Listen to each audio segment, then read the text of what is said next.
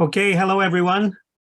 Regards to all my folk dance friends, I'd like to share with you some of my personal memories of the three teachers which are featured in this event.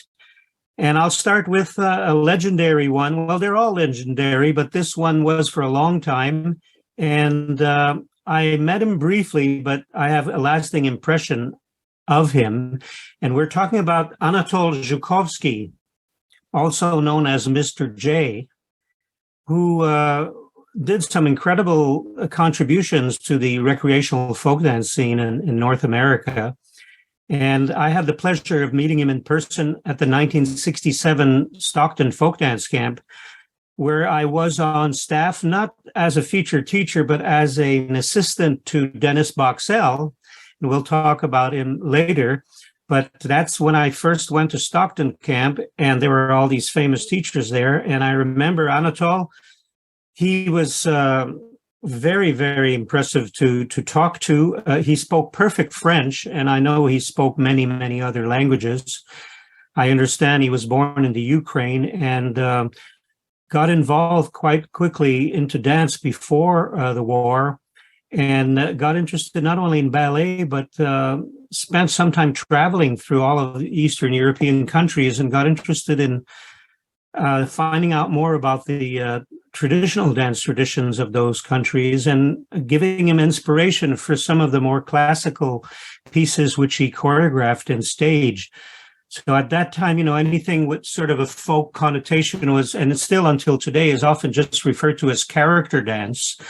Most famous being, the Russian, Polish, Hungarian, and so on. But he took interest a lot in the Balkans since he lived in Belgrade for many years, working there with the local dance companies. And that's where I understand he met his wife. But he did travel around and collected, or at least, took notes and witnessed a lot of the dances, including dances from Bulgaria. I remember that he had mentioned that he had worked with the King of Bulgaria, King Boris, in the 1930s, and was invited to Bulgaria to stage some Bulgarian folk dances and Balkan also from other countries for the Bulgarian king, which were presented at the Sofia Opera House. And I had my doubts in a bit. I said, well, it sounds like too fantastic to be true.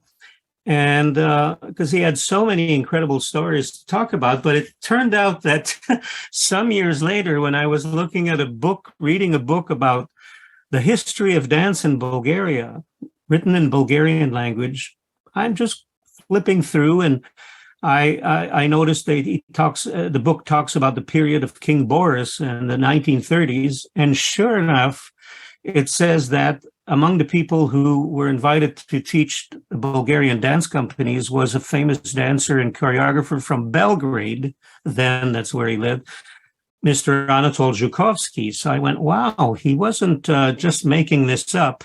And he got a special award. I saw that in his biography in 1938. The award was the Cavalier Cross, which was the biggest award at the time in the cultural field and so on.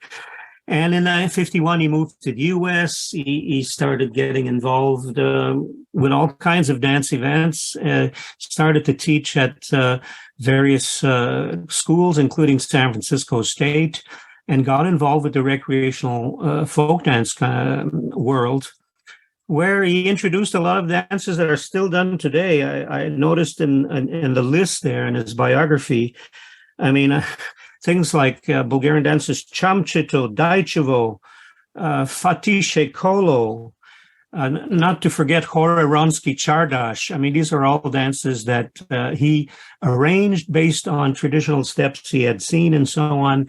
And he worked very closely with John Filcich, of course, on publishing the music that would go with these dances.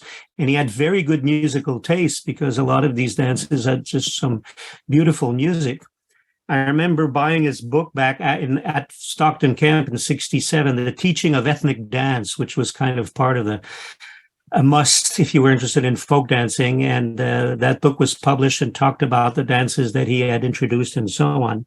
But I'll never forget the first meeting at Stockton Folk Dance Camp in '67. I still remember him going up on the diving board of the pool at UOP, the highest diving board, just walking straight, very elegant, with his very specific headpiece, scarf, which we always wore.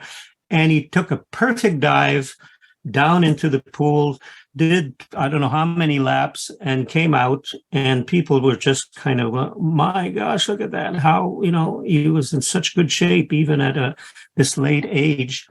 And so he was a character, and I'm glad that I got to meet him because, of course, he's no longer with us, but he had a quite a very rich career in dance, and he lived until he was 90. Finally, the last thing I want to say about Anatol is few people know that starting in the late 70s and 80s, he got particularly interested and involved in the Indian American traditional dances and spent many years traveling through the various Indian reservations and other communities in the Northwest and in the West Coast and Midwest, and did some serious studies. I'm not sure if some of that was published, but I remember that I had talked to him, and at some event I had met him in California, and he was telling me how much he felt it was important for him to learn about those traditions. So much for Mr. J, a legendary character who did some important work in our recreational folk dance world.